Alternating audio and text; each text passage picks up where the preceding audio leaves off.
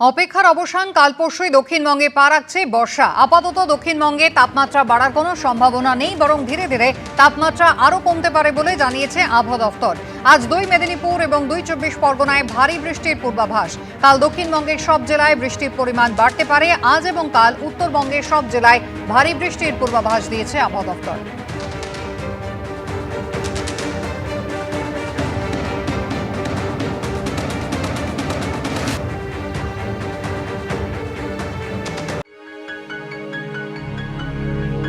সকালে উঠলেই ভ্যাপসা গরম, বেলা বাড়তে ঘেমে নিয়ে হাঁসফাঁস অবস্থা হচ্ছে দক্ষিণবঙ্গবাসীর। অবশেষে এই চরম অস্বস্তিকর পরিস্থিতি থেকে মুক্তির খবর মিলল। দক্ষিণবঙ্গে বর্ষার আগমন বার্তা শোনালো আলিপুর আবহাওয়া দপ্তর। পূর্বাভাসে বলা হয়েছে মঙ্গল বা বুধবারের মধ্যে বর্ষা প্রবেশ করতে পারে দক্ষিণবঙ্গে। আপাতত দক্ষিণবঙ্গে তাপমাত্রা বাড়ার সম্ভাবনা নেই, ধীরে ধীরে তাপমাত্রা আরও কমতে পারে।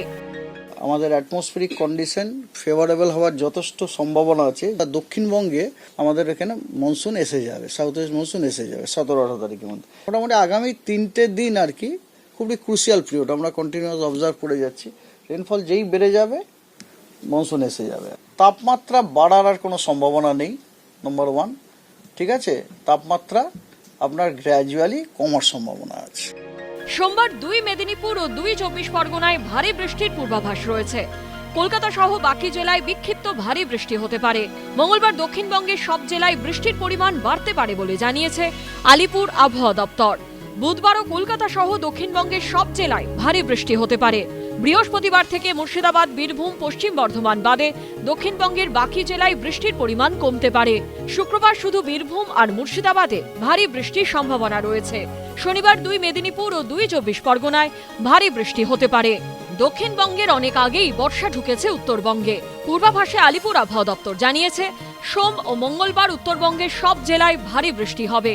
বুধবার কালিম্পং, আলিপুরদুয়ার, জলপাইগুড়ি, কোচবিহার জেলায় বিক্ষিপ্ত বৃষ্টি হবে। সুদীপ্ত আচার্যর রিপোর্ট, এবিপি আনন্দ।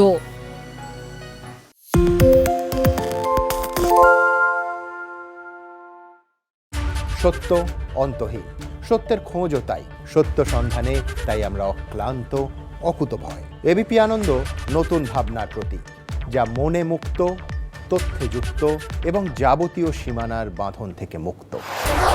সীমা না শব্দটির মধ্যে লুকিয়ে আছে মানা শব্দটি, যেন চোখ রাঙানি এক অদৃশ্য বেড়াজাল, যা আটকে রাখে আমাদের এক ছোট্ট গণ্ডির মধ্যে। একমাত্র সঠিক খবরই গড়ে তুলবে এক মুক্ত সমাজ। সেই জগৎ গড়ার লক্ষ্যে কোনো সীমানার ঠুকুটি আমরা মানব না। এবিপি আনন্দ এগিয়ে থাকে, এগিয়ে রাখে।